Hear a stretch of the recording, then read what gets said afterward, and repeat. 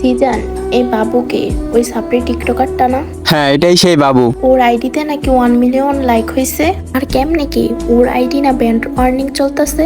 ওর ID band হওয়ার কথা, তাহলে 1 মিলিয়ন লাইক হইলো কেমনে? আরে আর কইও না, সাপ্রিদের কাজ হয়তো কান্নাকাটি করে লাইক ভিক্ষা চাইছে। আরে বন্ধু সিজান, এইভাবে বলিস না।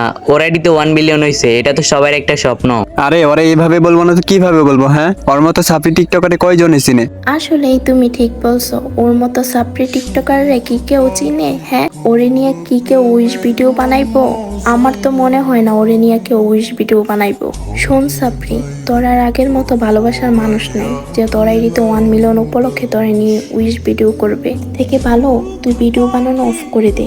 এইভাবে প্রতিনিয়ত আর মানুষের কাছ থেকে কপি লিঙ্ক ভিক্ষা করিস না।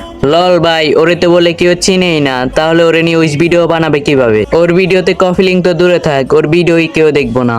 আরে আপনি ওরে গ্রুপ থেকে কিক না দিয়ে এত কথা কেন বলতেছেন? ওরে গ্রুপ থেকে কিক দেন। যা, গ্রুপ থেকে বাইর হ।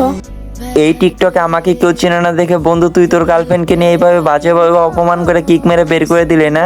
আসলে খারাপ সময় চলতেছে তো এই জন্য তুই তোর গার্লফ্রেন্ডকে না গ্রুপ থেকে বাজেভাবে অপমান করে কিক মেরে বের করে দিলি।